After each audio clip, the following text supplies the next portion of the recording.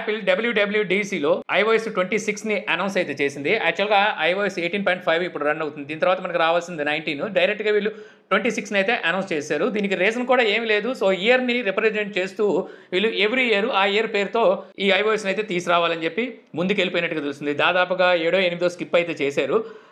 యాక్చువల్‌గా ఇదేమి first time అయితే ఏం కాదు. ఇంతకుముందు సామ్సంగ్ కూడా ఇలాగే చేసింది. సామ్సంగ్ S సిరీస్‌లో S10 సిరీస్ తీసుకొచ్చిన తర్వాత డైరెక్ట్‌గా 20 సిరీస్‌ని అయితే తీసుకొచ్చింది. ఇప్పుడు మనం చూస్తే S25 సిరీస్ రన్ అవుతున్నాయి కదా! సో సేమ్ అదే రకంగా వీళ్ళు కూడా ఈ స్టెప్ వేసినట్టుగా అర్థం ఉంది. కాకపోతే వీళ్ళు iOSలో వేశారు. iOSతో ఆగుతారా? లేకపోతే ఈసారి తీసుకొచ్చే iPhone 17ని 26 పేరు మీద ఏమైనా లాంచ్ చేస్తారేమో చూడాలి. అఫ్‌కోర్స్ ఏం తీసుకురారనుకోండి. కానీ ఇలాంటి స్టెప్ నెక్స్ట్ అయినా తీసుకునే అవకాశం అయితే ఉంది. ఇప్పుడు మీకు ఒక డౌట్ రావచ్చు. మరి ఇయర్‌ని రిప్రజెంట్ చేయాలి అనుకుంటే మరి iOS 25ని తీసుకురావాలి కదా! ఇది 2025 రన్ అవుతుంది కాబట్టి అని మీకు అనిపించొచ్చు. కాకపోతే iOS ఎప్పుడైనా సరే చూడండి ఇయర్‌లో Q4లో తీసుకొస్తారు వీళ్ళు. అంటే నెక్స్ట్ ఇయరే ఎక్కువ శాతం మనకి ఈ iOS అయితే రన్ అవుతది. అంటే ఇయర్‌లో 70% మనం ఈ iOS 26నే యూజ్ చేస్తాం కాబట్టి నెక్స్ట్ ఇయర్ అందుకని వీళ్ళు iOS 26 అని చెప్పి అయితే తీసుకొచ్చారు.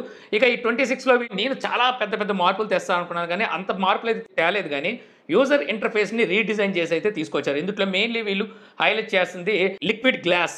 అన్నీ మనకి ట్రాన్స్పరెంట్‌లో కనిపిస్తాయి. ఐకాన్స్ గాని, నోటిఫికేషన్ ప్యానెల్, మెయిన్ ఎలిమెంట్స్ ఉంటాయో వీటన్నిటిని వీళ్ళు గ్లాస్ ఫినిష్‌తో తీసుకొచ్చారు. ఇదేం కొత్త మనకి ఆండ్రాయిడ్‌లో ఎప్పుడో ఉంది గాని మీకు అనిపించొచ్చు. ఆఫ్‌కోర్స్ ఆండ్రాయిడ్‌లో కూడా మనకి కస్టమ్ థీమ్స్‌ని ఇన్‌స్టాల్ చేసుకుంటే ఇటువంటి గ్లాస్ ఎఫెక్ట్‌తో మనం థీమ్‌ని అయితే ఎంజాయ్ చేయొచ్చు. కాకపోతే ఇది ప్రత్యేకించి వీళ్ళు మోడిఫై చేశారు కాబట్టి సో గ్లాస్ ఎఫెక్ట్ ఉండడమే కాదు మనకి ఆ కైండ్ ఆఫ్ ఫీల్ కూడా కలిగిస్తదన్నమాట. మన మొబైల్ అటు ఇటు తిప్పుతున్నప్పుడు ఆ షాడోస్ గాని, ఆ రిఫ్లెక్షన్ గాని అటు ఇటు మూవ్ అవ్వడం వల్ల కొద్దిగా మనకి గ్లాస్ ఇల్యూజన్ అయితే అందిస్తాయి. అలాగే లాక్ స్క్రీన్‌లో వీళ్ళు ఇచ్చిన నోటిఫికేషన్స్ గాని, ఆ లాక్ స్క్రీన్‌లో ఆ క్లాక్స్ గాని ఇవన్నీ కొంచెం ఫ్రెష్‌గా అనిపించినాయి అన్నమాట. సో వీళ్ళు తెచ్చారంటే ఆండ్రాయిడ్‌లో కూడా ఇటువంటివి అయితే తీసుకొస్తారు. ఫోటోస్‌లో కూడా మనకి ఇంటర్ఫేస్ కాంప్లికేటెడ్‌గా ఉండేది. దాన్ని ఇప్పుడు కొంచెం సింప్లిఫై చేశారు. అలాగే కంట్రోల్ ప్యానెల్ కూడా ఆ గ్లాసీ ఫినిష్‌తో మనకి చూడడానికి కొంచెం ఫ్రెష్ ఫీలింగ్ అయితే కలుగుతుంది. కెమెరా మెనూని యూజర్ ఇంటర్ఫేస్‌ని కొంచెం చేంజ్ అయితే చేశారు.